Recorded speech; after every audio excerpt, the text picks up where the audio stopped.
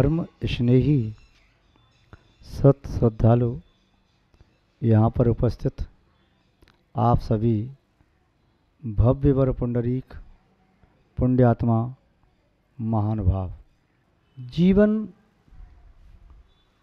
मिलना इतना दुर्लभ नहीं है जितना दुर्लभ उस जीवन की दुर्लभता को समझ लेना। वस्तु प्राप्त हो सकती है, किंतु वस्तु कितनी कठिनाई से प्राप्त हुई है इस बात को समझना बड़ा कठिन है। व्यक्ति जीवन में बड़ी बड़ी उपलब्धि प्राप्त करता है, किंतु उस बड़ी उपलब्धि के बारे में वही जान सकता है जिसने उपलब्धि प्राप्त की। सामने वाला व्यक्ति केवल उपलब्धि को देख करके ये सोच ले ये तो सहज बात है, नहीं। जो चोटी पर पहुंचा है उसने एक से लेकर के अंतिम सीढ़ी तक चला है। बिना चले कोई पहुंचता नहीं और बिना जले कोई प्रकाशित होता नहीं। जो पहुंचा है वह चला है, जो प्रकाशमान हुआ है वह जला है, और जो सभी प्रतिकूलताओं को अनुकूलताओं में ढाल सकता है समझो उसको किसी ने छला है। महानुभाव, जीवन में हमारे कुछ ऐसी बातें होना जरूरी है जिससे हम केवल आकृति के न रहें, हम प्रकृति से भी बने। जैसे आप समझें, कोई व्यक्ति आकृति से मनुष्य है, हो सकता है प्रकृति से वह शेर हो, प्रकृति से गीदड़ हो, बिलाव हो, श्वान हो, सर्प हो, बंदर हो, नेवला हो, मछली जैसा हो, मगरमच्छ हो। उस मनुष्य की प्रकृति कैसी है, प्रकृति से देखो। प्रकृति से जो मनुष्य है वह मनुष्य है। आकृति से मनुष्य तो बहुत सारे होते हैं। आकृति कार्यकारी नहीं होती, कार्यकारी होती उसकी प्रकृति, स्वभाव, गुणवत्ता, धर्म, वह उसके अंदर है तो ठीक है। यदि कोई व्यक्ति अग्नि की आकृति बना के सामने रख दे किंतु उसमें अग्नि की प्रकृति नहीं है तो वह अग्नि किस काम की। कोई व्यक्ति प्लास्टिक के फल ला करके उसकी आकृति में रख दे तो क्या उससे किसी का पेट भरेगा। कोई व्यक्ति नदी बना दे, उसमें पानी बहता हुआ दिखाई दे रहा है चित्र में, तो क्या उससे किसी का कंठ तर हो सकता है, पिपासा शांत हो सकती है? नहीं हो सकती। महानुभाव, इसी तरह से संसार में आकृति से मनुष्य तो बहुत हैं, प्रकृति से मनुष्य बहुत कम हैं। जो प्रकृति से मनुष्य हैं वास्तव में वही अपने मनुष्य भाव को सफल और सार्थक कर सकते हैं। आकृति मत देखो। एक पशु भी आकृति से पशु है किंतु उसकी प्रकृति देव जैसी हो सकती है। कहते बड़ा गौ है, क्या शांत परिणामी है, जो चारा डाल दो खा लेता है, पानी दे दो पी लेता है, कभी रस्सा नहीं तोड़ा, कभी मारने नहीं दौड़ा, कभी लात नहीं मारी, बड़ी शांति से खड़ा है। पशु की आकृति है किंतु देव जैसा हो सकता है, देवता तुल्य है। और एक मनुष्य है जो इतना क्रूर परिणामी है कि अपनी रक्षक को भी मार दे, लोभ के लिए किसी को धोखा दे दे, किसी और कार्य से अहंकार का पोषण करने के लिए दूसरे की बेइज्जती कर दे, क्रोध में आ जाए तो सबको तहस नहस कर दे, अच्छा बुरा सोचे ही नहीं। तो ऐसे आकृति से मनुष्य होना उतना महत्वपूर्ण नहीं है जितना महत्वपूर्ण है प्रकृति से मनुष्य होना। जो आकृति के मनुष्य हैं हो सकता है वे प्रकृति से पशु भी हो सकते हैं। कोई बैल हो सकता है, कोई भैंसा हो सकता है, कोई गधा भी हो सकता, प्रकृति से हो सकता। तो हम और आप सभी अपनी अपनी प्रकृति देखें, आत्मा की साक्षी में, प्रभु परमात्मा की साक्षी में, दूसरों की साक्षी में नहीं। अपने आप की साक्षी में देखने का प्रयास करें कि वास्तव में हम कौन हैं। तो प्रकृति से मनुष्य कौन होता है, उस संबंध में 2-4 बातें हैं। आप अपनी समीक्षा करें कि हमारे अंदर ये विशेषताएं हैं या नहीं हैं। तो आप आदर्श पुरुष हैं, आदर्शग्रस्त हैं, आदर्श मानव हैं। नहीं हैं तो आपको बनने का प्रयास करना चाहिए, वैसा होना चाहिए। महानुभाव, आचार्यों ने एक कारिका लिखी आदर्श पुरुष के बारे में। ईशाम न पूजा जिन पुंगवश्य है, दानम न शीलम न तपो जपश्य, न धर्मसारम गुरु सेवनम च, गेहे यथैते विश्वास चरंती। क्या बात कह रहे हैं आचार्य महोदय। ये 4 बात, येषाम जिनमें, जिन येषाम न पूजा, जिनमें पूजा नहीं है, जो पूजक नहीं है, पूजा नहीं करते। मनुष्य तो वह है, मनु की संतान तो वह है जो अपनी आदर्शों की पूजा करे, उनके रास्ते पर चले, तब तो वह मनुष्य है। और जो किसी की पूजा नहीं करता, आदर्श की पूजा नहीं करता, अपने उद्देश्य को जिन्होंने प्राप्त कर लिया है, उसी उद्देश्य को तुम प्राप्त करना चाहते हो तो उसकी पूजा नहीं करते हो, तो तुम राह से भटके हुए एक पथिक हो, तुम्हें अभी सम्यक राह मिली नहीं। कितना अच्छा श्लोक कहा। येषाम न पूजा जिन पुंगवश्य, न दानम न शीलम न तपो जपश्य, न धर्मसारम गुरु सेवनम च, गेहे यथेतित भ्रष्वाचरन्ति। क्या बात कर रहे हैं। जिन पुंगवश्य, जो जिनेंद्र भगवान में श्रेष्ठ हैं, जो तीर्थंकर हैं, जिनके 5 कल्याणक या 3 कल्याणक 2 कल्याणक हुए, जी जिन व्यक्तियों के माध्यम से, जिन महापुरुषों के माध्यम से अनेकों भव्य जीवों ने अपना कल्याण किया, जो धर्म के प्रवर्तक रहे। जैसे किसी समुद्र में चलने वाला कोई जहाज है जिसमें हजारों व्यक्ति बैठे हों, जिस जहाज को व्यक्ति चलाने वाला एक नेतृत्व करने वाला है, जैसे उसके एक एक पार्ट के बारे में, कमी के बारे में, जानकारी के बारे में, और कोई प्रतिकूलता आ जाए तो जहाज को कैसे ले जाएं, इस प्रकार का से ज्ञान है, अनुभव है, सब ऐसा व्यक्ति जो उसका लीडर होता है, नेतृत्व करने वाला होता है। ऐसे ही तीर्थंकर आत्म कल्याण के मार्ग के नेता होते हैं, मोक्ष मार्ग के नेता होते हैं, धर्म के मार्ग के नेता होते हैं। परमात्मा बनाने की जो प्रक्रिया, जो प्रोसेस है, जो परमात्मा बनाने की आध्यात्मिक फैक्ट्री है, उस फैक्ट्री के लीडर हैं, बॉस हैं। ऐसे भगवान की जो पूजा करता है, क्योंकि जो जिसके गुण चाहेगा वो उसकी पूजा करेगा। कौवे को नीम चाहिए तो निबोली खाएगा, नीम की प्रशंसा करेगा, और कोयल को आम चाहिए तो आम की प्रशंसा करेगी। जो जाको गुण जानई सोते ही आदर देत, कोयल अम्बुई लेत है नीम काक निबोरी हेत। तो जो जिनेंद्र भगवान के गुणों को प्राप्त करना चाहता है, उनकी पूजा अर्चना भक्ति वह करता है, प्रणाम करता है, वंदना करता है। यदि जो नहीं करता है, वह व्यक्ति आदर्श मनुष्य नहीं है। न दानम न शीलम तपो न जपश्य, और जो सतपात्रों को दान नहीं देता, पशु की तरह से जो कुछ मिला सब खा जाता है।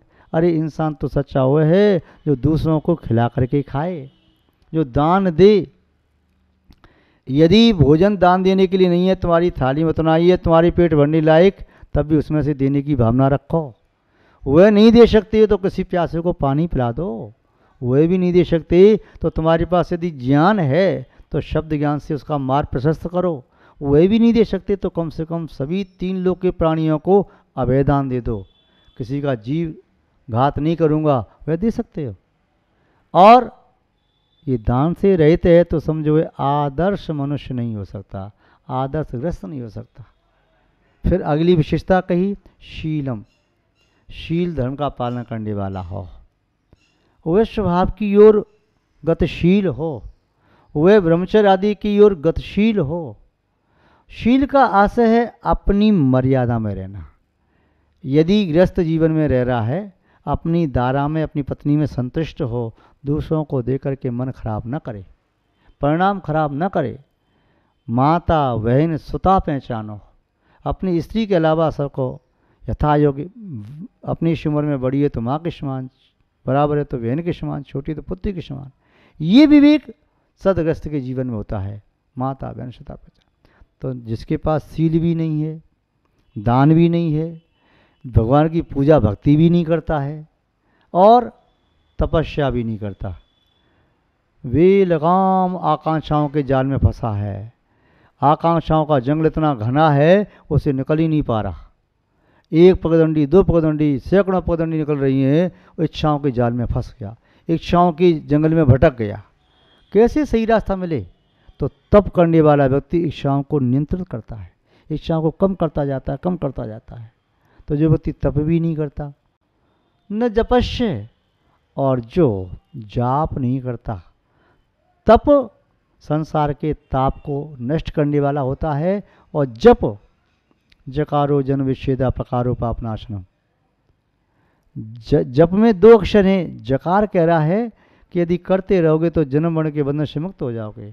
पा कह रहा है यदि जाप लगाते रहे प्रभु परमात्मा की 5 परमेष्ठी की, तो तुम पापों को नाश कर दोगे और तुम भी पंचम परमेष्ठी बन जाओगे।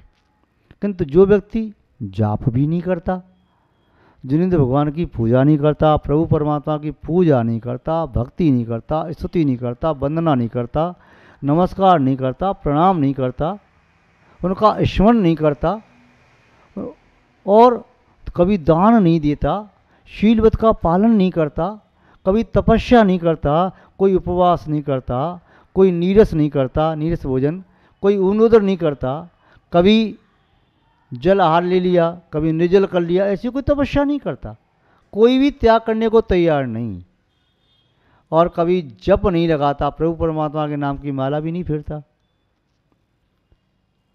प्रभु जी के नाम की सुबह और शाम की फेरो 2 माला, 1 माला नहीं 2 माला, कम से कम 1 माला सुबह, 1 माला शाम को।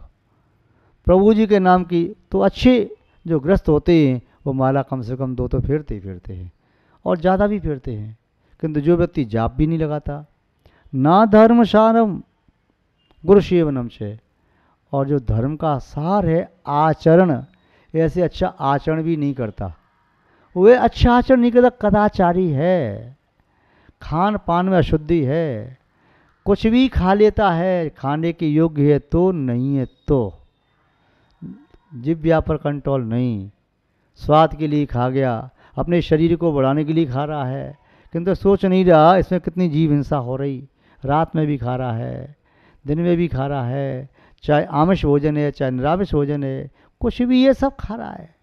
ऐसा व्यक्ति न गुरु सेवनम से, और कभी भी जाकर के गुरु की सेवा नहीं करता, गुरु की सेवा भक्ति वैयावती नहीं करता, कभी सत्संग नहीं करता, उनके चरणों की रज अपने माथे से नहीं लगाता, गुरु की सेवा कभी नहीं की। बस सब से रहता अपने काम में लगा है। क्या कर रहा है? मैं किसी की पूजा नहीं करता, मैं तो स्वयं पूज्य, मेरी पूजा करो।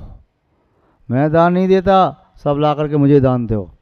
मैं शील का पालन नहीं करता, बस मैं तो जो इच्छा होती है उसके साथ मैं तो अपनी मन को, शरीर को संतुष्ट करता हूँ। मैं तपस्या नहीं करता, मैं तो सब खा पी जाता हूँ सब, और मेरी इच्छा और है, और आए और आए और मिले और मिले। मैं जाप वगैरह नहीं लगाता, मैं जाप नहीं करता, मैं तो पाप करता हूँ, ऐसा व्यक्ति। और जो कहता मैं धर्म नहीं करता, मैं तो जो मन में आया सो कर्म करता हूँ, और मैं गुरुओं की सेवा नहीं करता, उनके पास जाता ही नहीं, उनको मानता ही नहीं, उनके चरणों की रज माथे से लगाई नहीं। तो अब ऐसे व्यक्ति को कौन कहेगा कि आदर्श पुरुष है? कौन कहेगा कि व्यक्तियों के लिए ये प्रेरणादायी है? कौन कहेगा कि इसके मार्ग पर हम चलें?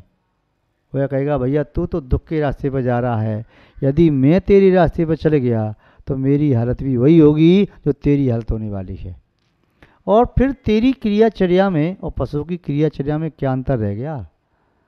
4 संज्ञाओं का पालन तो पशु भी करते हैं, भोजन करके पेट वे भी भरते हैं, और मैथुन संज्ञा उनके में पाई जाती, अपने वंश की वृद्धि वो भी करते हैं।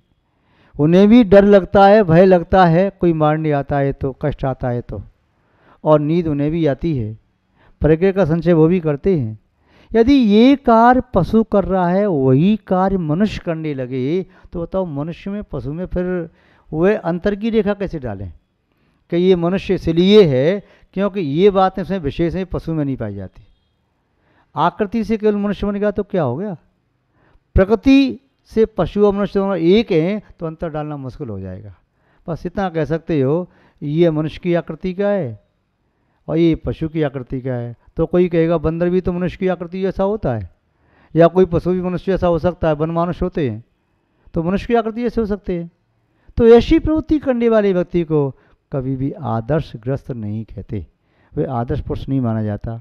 महान भाव, जीवन में जब भी समय मिले अच्छाइयों को ग्रहण करो, जीवन में जब भी समय मिले गुणों को ग्रहण करो, जीवन में जब भी समय मिले आदर्श मार्ग पर चलो, जीवन में जब भी समय मिले बुराइयों से बचो, जीवन में जब भी समय मिले अच्छे अच्छे कार्य करना प्रारंभ करो, प्रेम करो, वात्सल्य करो, सहयोग की भावना रखो, उपकार की भावना रखो, सबके प्रति मैत्री का भाव रखो, दीन दुखी के प्रति करुणा का भाव रखो।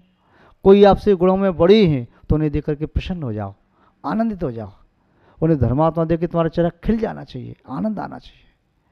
और कोई व्यक्ति तुमसे प्रतिकूल है, विरोधी है, उसे देख के मध्यस्थ हो जाओ, मौन धारण कर लो।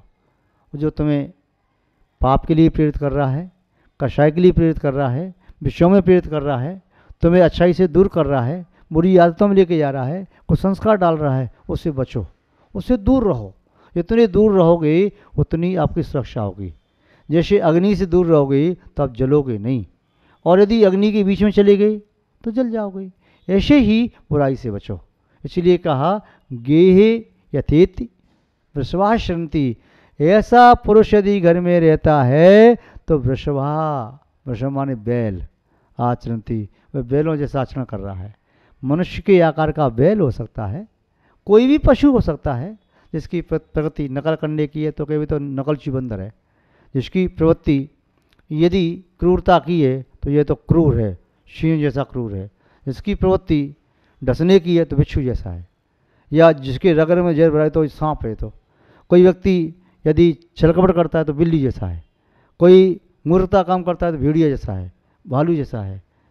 तो ऐसे आते हैं, ऐसे तो पूरा गधा, ऐसे कुछ ज्ञान ही नहीं है, कुछ करता ही नहीं है, आलसी है। तो ऐसे पशुओं जैसा आचरण मनुष्यों को नहीं करना चाहिए, उत्तम पुरुषों जैसा आचरण करना चाहिए और महापुरुषों जैसे आचरण को करने की भावना भाना चाहिए। तभी आप वास्तव में आदर्शग्रस्त कहे जा सकते हैं, अन्यथा नहीं। मानव आप भी आदर्शग्रस्त बने, एक अच्छे मानव बने, एक आदर्श पुरुष बने। हम आपके प्रति ऐसी भावना भाते हैं और इन्हीं सद्भावनाओं के साथ हम अपनी शब्द श्रृंखला को यहाँ पर विराम देते हैं। जय बोलिए श्री शांतनाथ भगवान की।